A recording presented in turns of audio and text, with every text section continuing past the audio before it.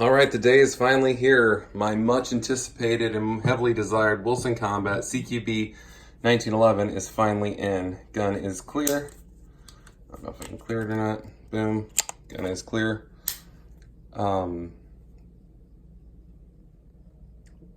See if you can pick that up, the Wilson Combat logo and CQB.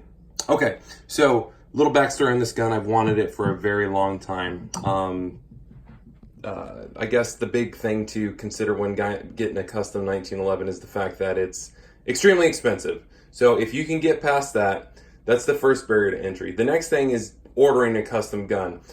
For whatever reason, I had a little bit of, not anxiety, but I guess intrepidation when it came to ordering the gun because I'd never ordered a custom gun before. But super easy. All you do is get on the Wilson Combat website. They have a gun builder web sheet or worksheet that you can kind of spec out the gun exactly how you want built. You submit it. Someone will get in touch with you, kind of go over your options.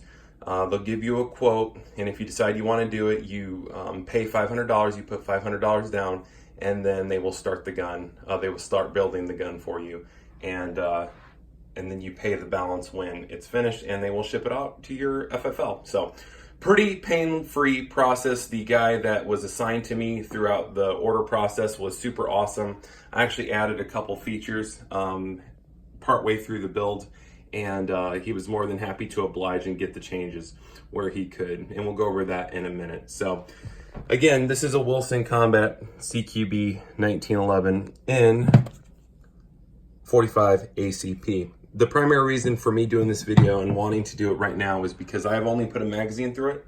I'm about to head to the range here and give it its first first maiden session, and I anticipate that the finish and how it looks is going to rapidly deteriorate because I plan on shooting the tar out of this gun and being pretty rough with it. So we'll go over that. I just kind of want to show you the finish and the fit and kind of everything right now while the gun was still in pristine shape, because this is brand new. So anyway, I ordered this back in May of 2019. I believe I was quoted 4 to 6 months. I had it done at the end of June. So about a month and a half turnaround time. So I thought that was phenomenal. So couple of the specs: a base CQB, if you order one, is $28.65. Now, I will tell you that Wilson Combat does give fat discounts to military and law enforcement. So if you have that, they will definitely hook you up. And I mean, it is a pretty sizable discount. So take advantage of that if that applies to you. But it has the CQB Armor Tough finish, or the Armor Tough finish in black. I did add the light rail. That is an upgrade. Slide top serrations. This is something I added after I initially ordered the gun. Really happy I did. Number one, it's aesthetically pleasing, and number two, it reduces glare. So I'm really happy with that.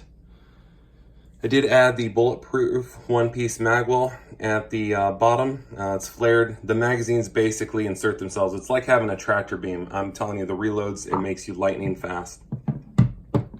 I did get an ambi safety. I do like ambi safeties for whatever reason. I like them. So had that added. Had a extra fitted extractor. Added that to the order because in my experience, extractors, it seems always be the first things to break on 1911. So if you keep that maintenance and up to date, I mean, 1911s will run forever if you just, maintain them. It did come with an extra recoil spring, and it came with a barrel bushing wrench. I did opt for a 3-hole trigger instead of the solid one-piece design. I just like the way it looks, no other reason than that.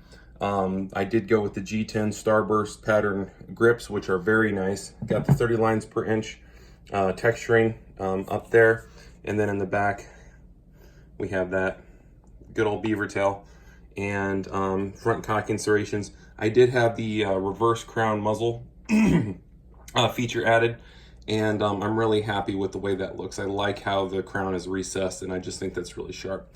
Went with the Low Pro adjustable rear sights. So these are adjustable for windage and elevation. Very cool stuff. And it did come with a green fiber optic front, and they did include a extra fiber optic rod that's in one of these pouches here. The bag is, of course, very high quality. It also came with a bottle of lube. You get 7 magazine pouches with it. These are full of Wilson 10-round magazines right now, but what comes with it is you get 2 8-round magazines. That's what you actually get with the gun. So anyway, going on from there, so 2 things I regret not getting. So I love the way this feels. I can't wait to see how it shoots. Like I said, I've only put 1 magazine through it so far, and it shot, I mean, great for a magazine. But like I said, today's going to be the real test. I'm going to be putting several hundred rounds through it today and testing accuracy, reliability, how fast I can run it, all this and that. So there are 2 options, and this was very pricey. We won't talk about how pricey it was with all the features I got, but there are 2 things I wish I would have added. The one isn't a big deal, and that's I wish I would have gone with an extended slide release. Now, I already have one on order from Brownells that is an actual Wilson Combat slide stop, slide release. I just wish I would have had it done from the factory, because then they could have fitted it properly. Should not be a big deal. I just wish I would have done that from the get-go. And the one thing, and this is due to my indecisiveness, I do wish they have a modification. I believe it's called the Ryan Wilson High Carry Mod, or Carry Cut, or something like that. And basically this is angled upwards so you can get a deeper, higher grip underneath the trigger guard. Kind of like what you see with people do with Glocks all the time, but they can actually do that. By the time I messaged them and decided I wanted to do it, they said my build was too far along. So that is the one thing I do regret not getting. But other than that, it's beautiful. It's a gorgeous gun. I love the way it looks. I ran a Springfield Armory TRP operator for the longest time.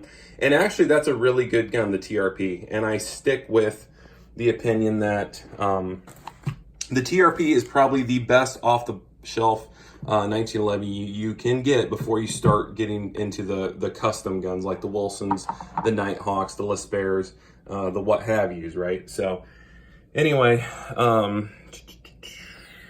it's kind of it. I did add the Surefire light, and I'm trying to think of what else I wanted to cover while I have this here. We talked about the features I have added to it.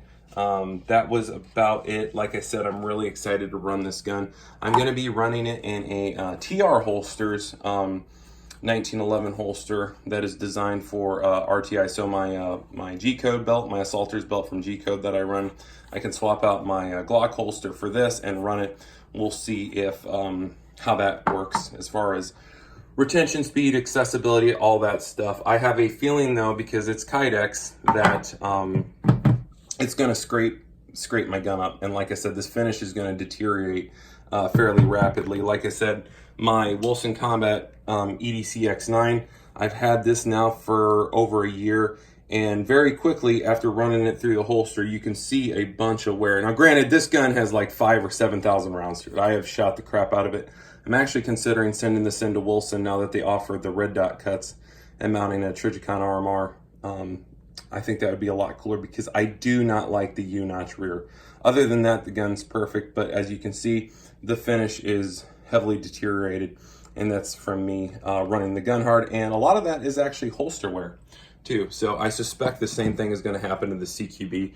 So like I said, I just want to get this video out while it's still purty, while the gun's still purty, and like I said, we'll see how everything holds up. Again, aesthetics is not, I mean, functionality. At the end of the day, this thing is a tool, so functionality is definitely priority over looks, but it is a drop-dead gorgeous gun, and I'm a huge 1911 fan, and the fact that I actually picked this up yesterday on the day before, so July 3rd, was kind of amazing. I mean, I picked this up from my local dealer, walked outside with my brand new 1911, and a bald eagle landed on my shoulder. I kid you not, and that's what Wilson Combats will do for you. So anyway, guys, one last look, Wilson Combat CQB. This won't be the last time, most likely, that you see this gun on the channel.